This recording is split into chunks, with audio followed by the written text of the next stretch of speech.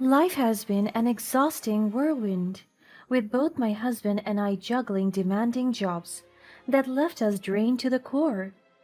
The weight of responsibility pressed upon our weary shoulders, leaving us yearning for a break that seemed forever out of reach. It had been weeks since we had a moment to ourselves, let alone quality time together as a couple. The sun had set as we sat at opposite ends of our worn out couch. The silence between us was palpable, heavy with unspoken frustrations. Another late night at the office, huh? I missed you today. How was your day? Don't even ask, Mia. It was a nightmare. I've been working nonstop trying to meet all the deadlines. I barely had time to breathe. I'm so sorry about that, James. It's just that I feel like we're drifting apart. We barely see each other anymore. And when we do, you're always preoccupied. I can't remember the last time we had a proper dinner together. Well, what do you want me to do, Mia? Starve to death? You know we have bills to pay and responsibilities to fulfill. It's not like we have the luxury of taking off and enjoying ourselves. Wow, the hurtful sting of his dismissive tone echoed in my ears, and I couldn't help but feel a lump forming in my throat. You don't have to give me such an attitude. Despite the long hours and endless deadlines I have to work for on my end, I still make an effort to be there for you, to show you love and affection, but it feels like you're pushing me away. I really don't want to talk about this right now. The room fell into an uncomfortable silence, the weight of our unspoken desires hanging in the air. I longed for the days when we would laugh and talk for hours on end. As we sat side by side on the couch, scrolling mindlessly through our phones, a notification pinged, grabbing our attention. Oh, His sudden utterance instantly sparked curiosity. Why? What is it? He furrowed his brow, peering at the screen of his phone before opening the mail. As he scanned the content, a hint of wonder crept into his expression. escape to paradise free vacation to the Maldives. What do you mean? Can I get a little more context here? It's from my company. They're offering a free vacation to the Maldives for one lucky employee and their family, and I won. We're going to the Maldives. My heart skipped a beat after he said that, a glimmer of hope flickering within me. Aside from us being able to escape from our responsibilities, I knew this could be our chance to reconnect as lovers. The Maldives had always been our dream destination, a place we had longed to visit together. I can already imagine the allure of pristine beaches, crystal clear waters, and moments of uninterrupted bliss, as if we are already there. That's incredible, James! When is it? Let me check. It's tomorrow. My excitement turned into a bit of a panic. What? That's so sudden. Are they allowed to do that? They should have given the prize weeks ago. Don't be such a buzzkill, Mia. We don't really get to complain, do we? Just be grateful. James got offended, but I do have a point, right? We spent the next hour planning, discussing all the amazing things we would do and the memories we would create in that tropical paradise. As the day drew to a close, our anticipation reached its peak. Bags were packed, passports were ready, and we couldn't help but feel the electric excitement in the air. Today was the day we would embark on our much anticipated vacation. It's a good thing I don't have to work tomorrow. I don't want to be the first person to pull the godsend blessing away from us. Little did we know that the joyous anticipation would be tinged with a touch of sadness. Just as we were about to retire for the night, the phone rang. James picked up the call, his face turning grave with each passing moment. He listened intently as a voice on the other end relayed distressing news. He ended the call, his hands trembling slightly, and turned to me. What's wrong? Mia, that was the hospital. They said my mother's condition has taken a turn for the worse. I'm so sorry about your mother. I'm pretty sure the doctors at the hospital will do their very best to. Man, I've been looking forward to this vacation all my life. I was taken aback by James's priorities. You would think he would be more worried about his mother, but no. He's more concerned about the vacation, which I understand in a way. It truly is an unfortunate timing. I tried to circle back to the more urgent news. James, I understand how much this vacation means to you, for us even, but please, think about your mother. She's in the hospital fighting for her health. We can't simply disregard her struggles and go on as if nothing's happening. I know, but come on. Don't you think we deserve this? It's our chance. It's Maldives. I know it's not an easy decision to make, but we need to put our family first, especially during times of crisis. Your mother needs us now more than ever, and I can't bear the thought of her feeling abandoned, even if she wasn't the kindest to me. I just think it's a big waste of opportunity if neither of us could go there. So you want me to go? But like, it's my company though, and I really need this. So you want to go? Who's going to take care of her, to be beside her?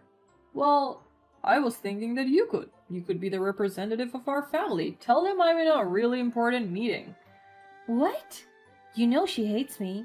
She would rather go to the light than be with me in a small room. It's an opportunity to reconcile with her in her last moments. She's your mother, James. She's bound to die anyway. I would rather be in the Maldives than to sulk in a depressing room. I couldn't believe what I was hearing. James's selfishness and lack of empathy were laid bare before my eyes, revealing a side of him I had never seen before. I felt a wave of disappointment wash over me. Is this still the same man I married? The one I believe would always put family first? Well, that's a harsh reality check. It's a painful realization, but I had to make a choice. Fine. If you truly believe that a vacation is more important than being by your mother's side, then I'll take care of her.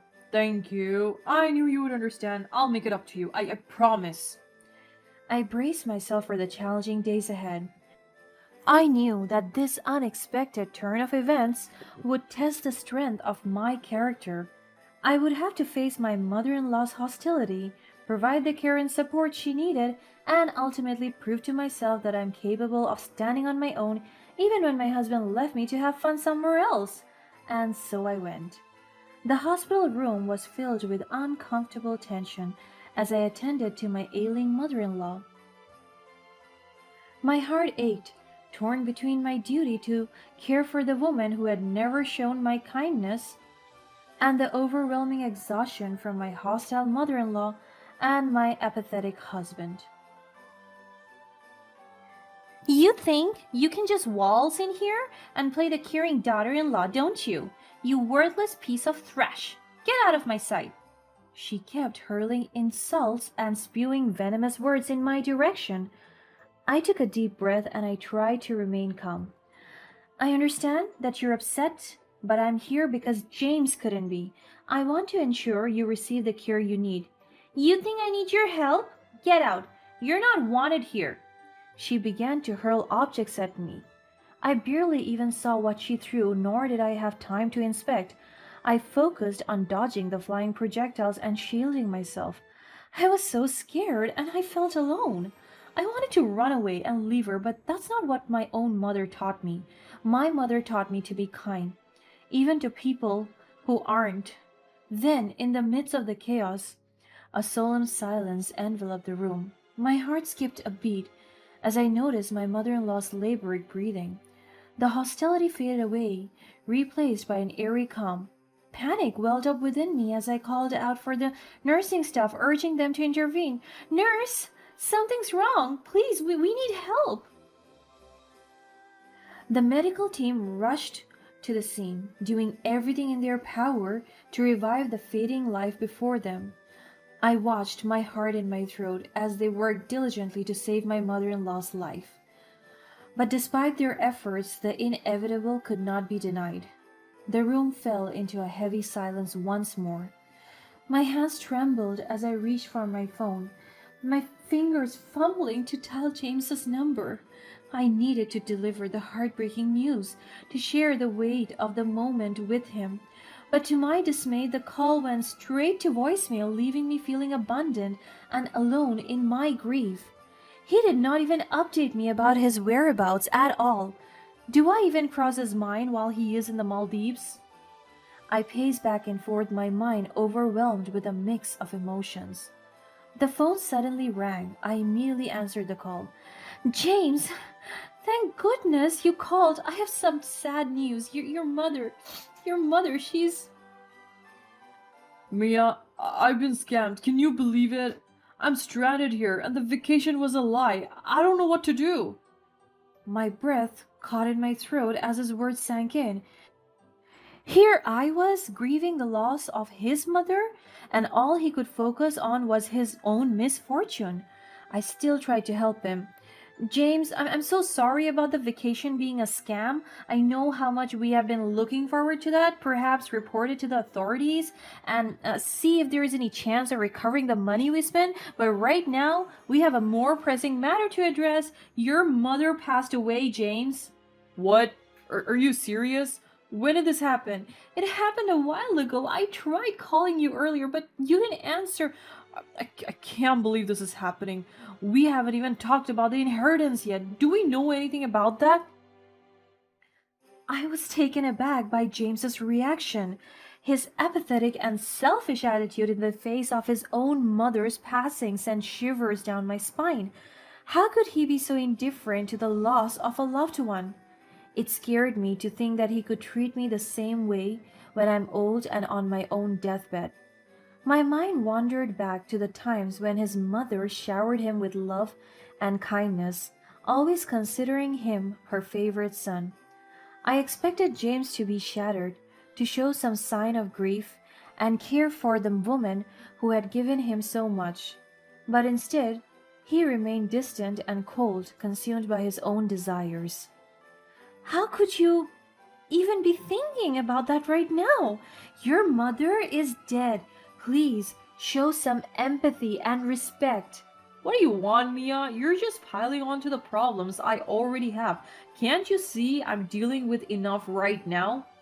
He doesn't even know how traumatic it was to be in the same hospital room with his mother. Does he even care to know? He never once checked up on me, and he knows how deathly angry his mother is towards me. I'm sorry, James. Your mother deserves to be mourned and remembered. Right now, it's really scary how you don't even care a bit about her. What is your problem? Maybe you're just bitter and jealous that you didn't get to go on the Maldives trip. Is that why you're making such a big deal out of it? Remember, it was a scam anyway. This has nothing to do with the Maldives, James. It's about your attitude towards all the things that happen. Would you even call me if the vacation was not a scam? You're such a crybaby. Fine, if you want a divorce, go ahead. Just another problem for me to deal with. I don't need you anyway.